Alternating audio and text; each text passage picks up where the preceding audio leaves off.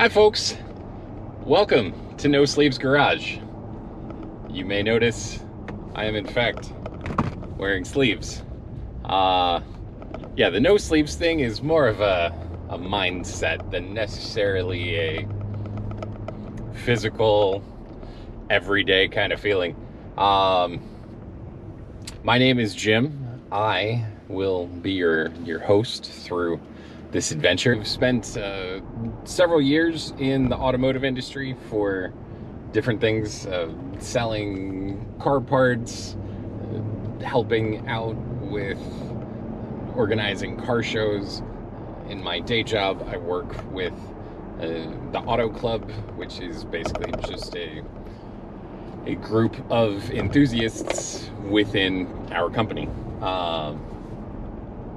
And with the numerous roles that I've had, with the fact that I am just a car guy at heart, I have owned over 35, I'm on number 39. I've owned 39 vehicles since I was 15, and I have driven probably close to 1,000 different vehicles over the course of time, between rentals and company cars and borrowing from friends. And I love to drive. I don't know how else to say it. I'm not quite sure how else I can put it. So there's that. So a little bit of background on me. I am about 6'3.5", 6'4", 6'4" if I don't slouch. I, as you can see, am kind of a larger individual. I am losing weight, which is good. It's something I've been focusing on for the last 2 years, but still, I'm big boned, if nothing else. Like, I'm always going to be a large individual. So with that being said, I don't always fit wonderfully into vehicles, and I know that there's a lot of other folks out there like me. I do have a long torso and slightly shorter legs. I mean, not like drastically different, but enough. And with that, you know, I've found that there's vehicles that I like, vehicles that I don't like, vehicles that you'd be highly surprised that I'd fit in, that I actually fit in well, vehicles that you'd think that I'd fit in well, that I don't fit in at all. But I want to share some of that experience with you, tell you my take on driving.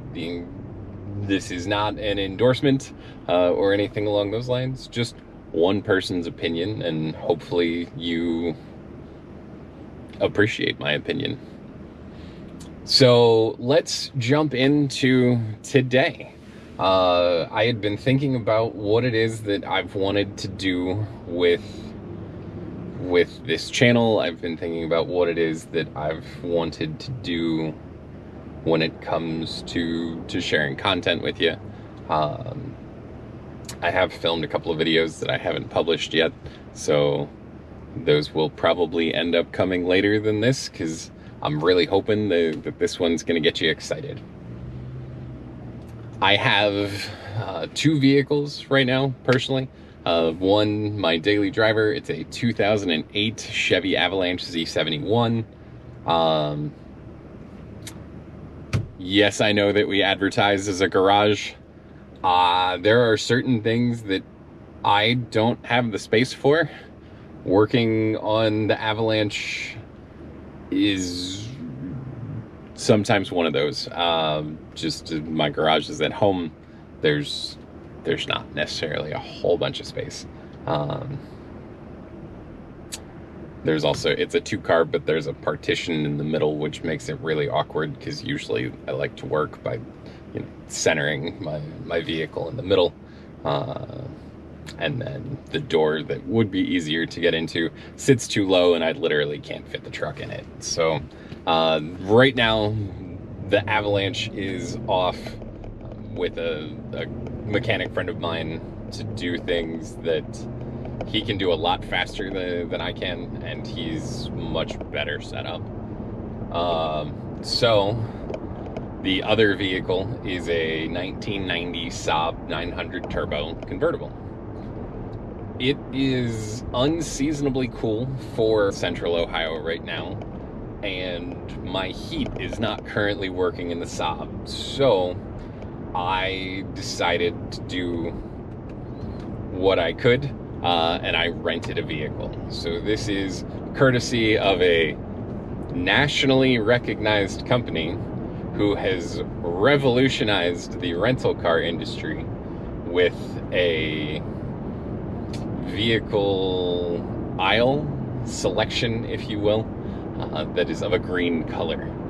So I don't know if I'm allowed to say the name, so I'm just not going to say it, but you kind of get the point. They were the first to allow you to pick your own vehicle. And really, it was, at the time, revolutionary, because it has changed what we as people determine as rental car spec. So just to show how not rental car spec we are, I am in a 2024 Ram 1500 Laramie. This does have Florida registration on it, so it does tell me that it is a Florida truck, which explains some of the interesting things that I didn't even realize you could order a Laramie like this.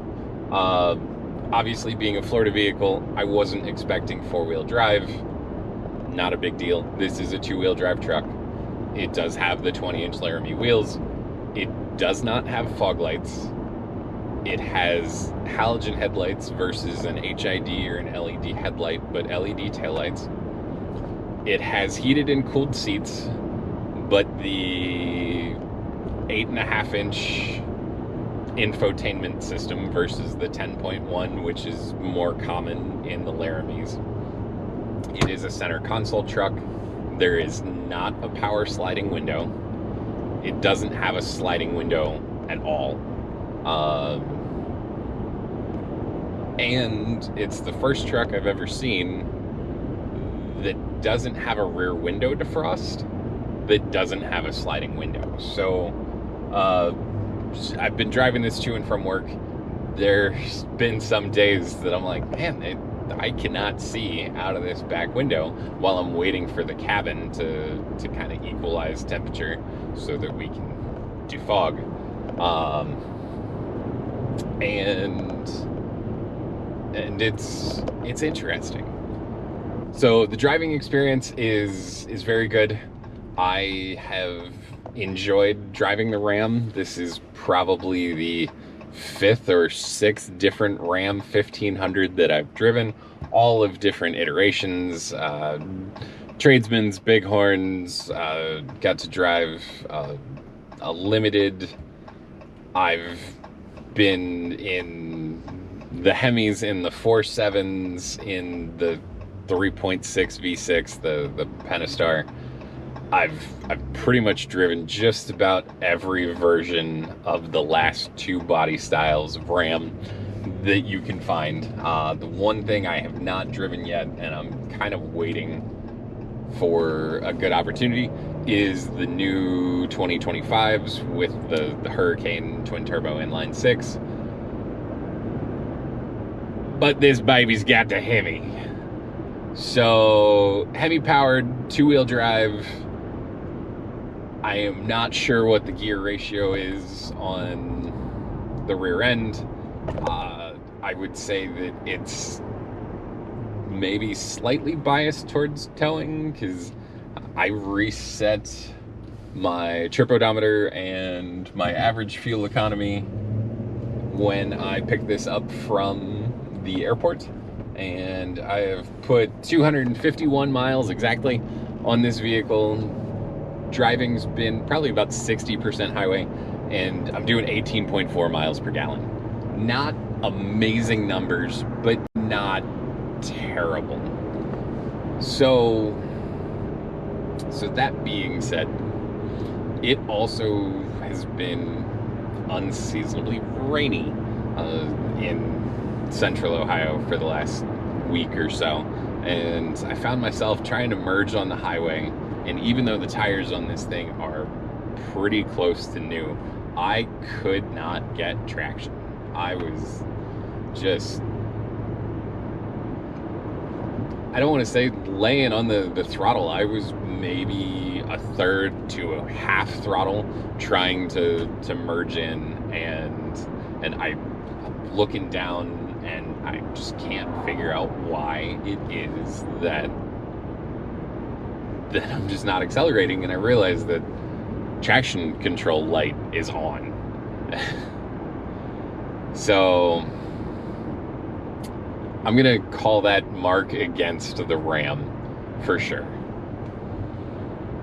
But otherwise, cabin has been great. The seats are pretty comfortable for someone my size.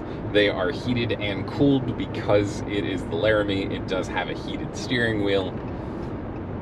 We are a crew cab truck. It does have the in-floor storage, however, does not have what I think is probably one of the coolest things for someone who utilizes a truck for a little bit of everything, which is so much of what people are buying trucks for these days. It is a utilitarian vehicle. It's becoming a status symbol. It is something to haul adults in and still bring mulch. It's something to take the kids, to tow the boat, to pick up furniture, to help your drunk friend move for the 4th time in the last 12 months because they keep getting kicked out. Trucks are very versatile, and I've been a truck guy for as long as I can remember. As a kid, my Aunt Sue lived right next door to her dad. He had farmland. In the time that I knew him, he didn't do any farming, but he did rent out the land, or lease out the land, however you want to call it, to other farmers. So he did have an old farm truck. It was a 1969 Chevy C10. It was a 283, 3 on the tree. This thing had amazing patina from sitting in a field in Maryland for 30 years. It would be driven occasionally. My Uncle Bill and I would take it out on occasion when Uncle Bill needed to do something, needed to haul something that required having a truck. And just some of my favorite memories are just getting in, and I'd just sit at the steering wheel and I'd do this and pretend that I was driving, and I'd do it for hours. And that was really where I fell in love with trucks. That was where I fell in love with the C10. And I really miss that truck. I always dreamed of being able to buy it and drive it, and unfortunately that never came to fruition. And you know, that's okay. It has given me the opportunity to drive a lot of different vehicles, and because of which I think I've always been chasing that high that I felt when I sat physically behind the wheel of the C10. Enough about me though. Let's talk about the Ram 1500 Laramie. So I'm gonna take you through the cabin here, and you know, really we're just kind of gonna take a look. So like I said, this is a Florida truck. It is a Laramie, but it is the lowest option Laramie I believe I have ever seen. So we do have our CarPlay / infotainment system there. Currently the cooled seat is on. Even though it is only 63 degrees outside, it actually feels kind of nice. It does have a tow haul mode, but pretty much all of them do. I have auto start turned off because, well, yeah, it's auto start. 39,427 miles currently on the Ram. Memory seating, power folding mirrors.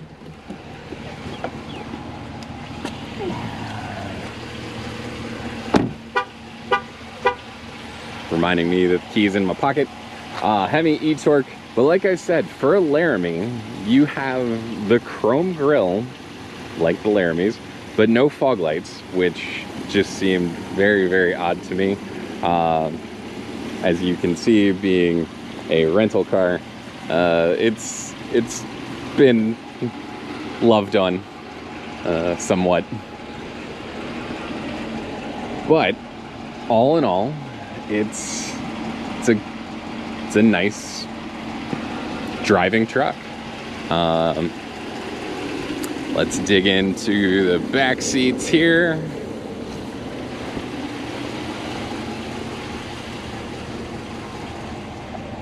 Does have a plastic bed liner.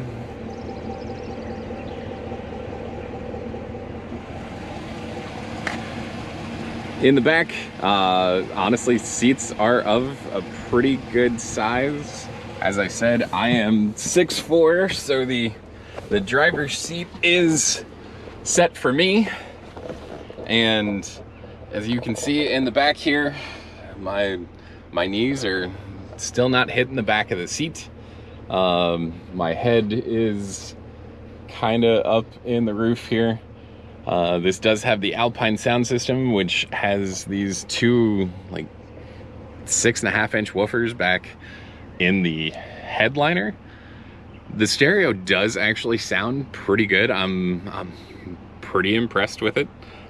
You do get USB and 115 volt AC outlet, both in the front and the back. There is also one in the front in the center console. Again, the plastic bed liner.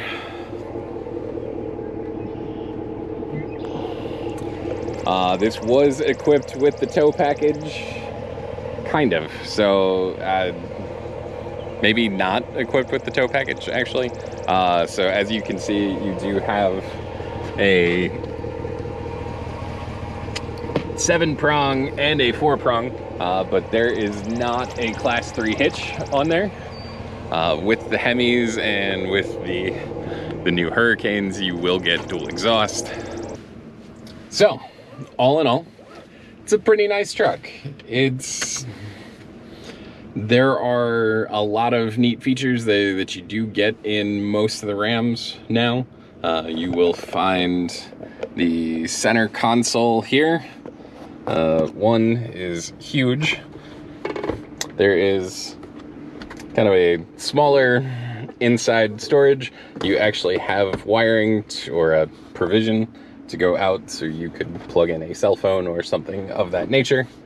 And then underneath there is a pretty good size storage here. You can slide the cup holders forward and back. The phone holders, I have been a huge fan of. This works out really, really nicely. You can just kind of hang your phone there. As I mentioned, there is a 115 volt AC outlet there. That is 400 watts. Oh, forgot about something. Also, one of the unique things that I like about the Rams is you have kind of a dual glove box setup. So you do have the button here.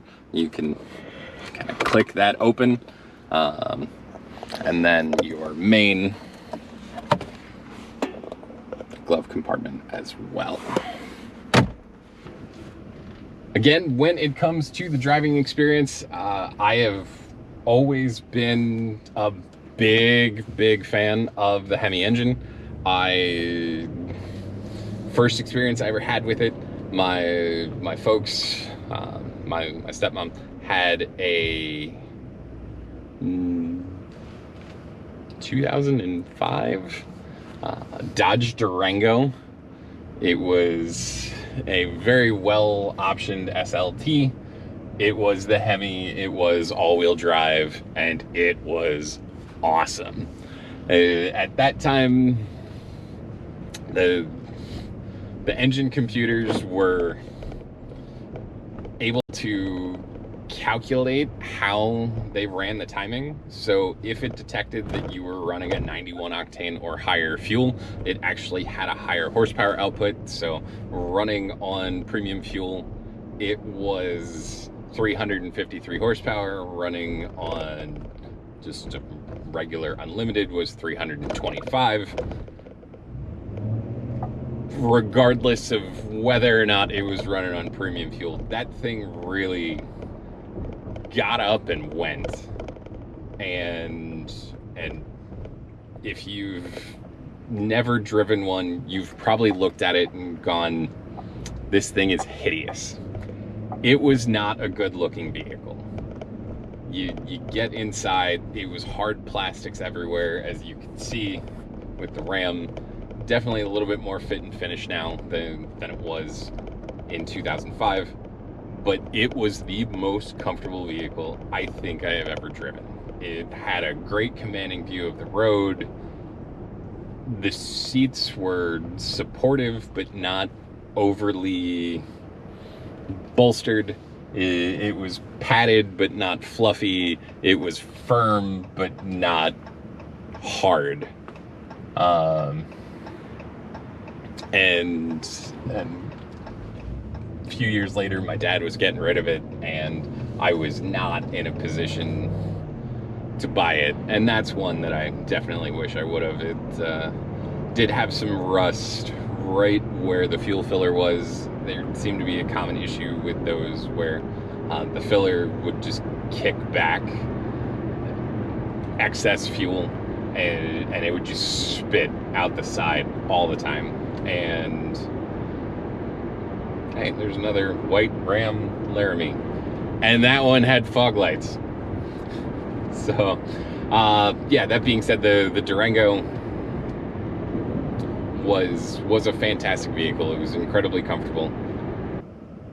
So as I've had more time with the Ram, I will say it is a solid vehicle. I do believe that as society has evolved, we are using pickup trucks more as commuter vehicles and luxury items than necessarily we ever have before. We've ran into similar thing in the 90s with the sport utility vehicle.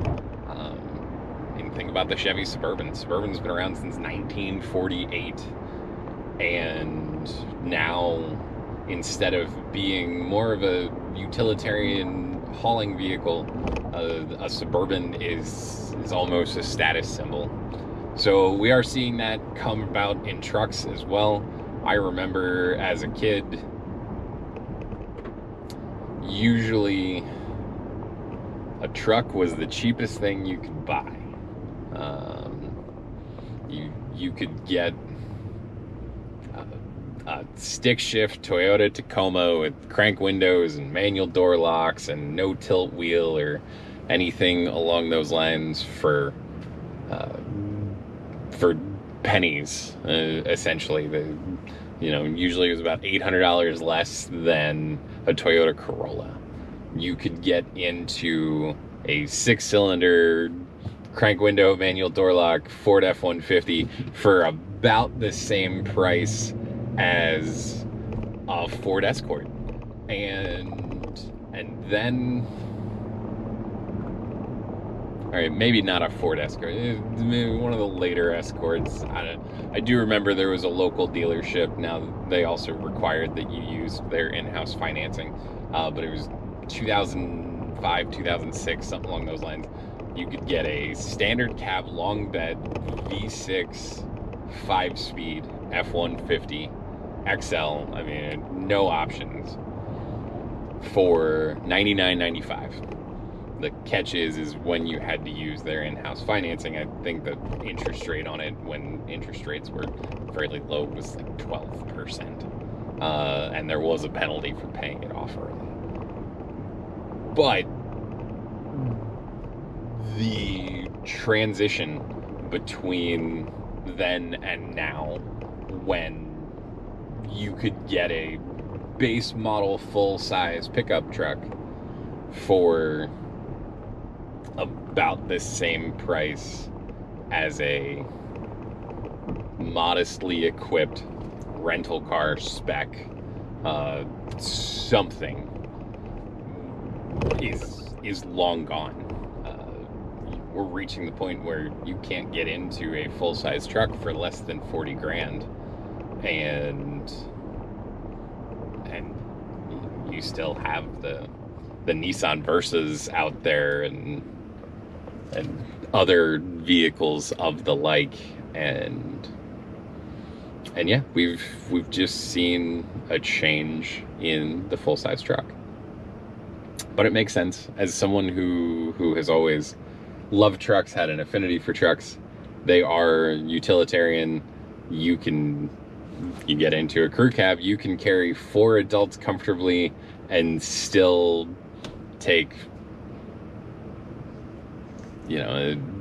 pull a large camper or haul mulch and so forth. You have so much extra capability and capacity, and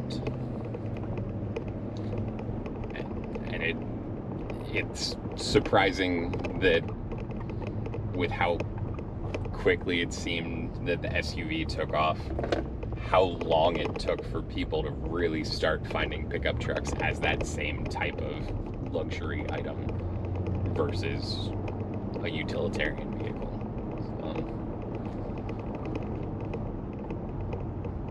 On that, I believe I have talked enough. But hopefully you found some of this interesting or enlightening or enjoyable. And I do hope that you like and subscribe. I do hope to keep making content for you. Feel free to drop a comment in. What's something that you'd like to see a review on? I do know some people who know some people that might know some people. And I also am not afraid to walk into a car dealership and ask for permission to do some things. So, let's see what we can do.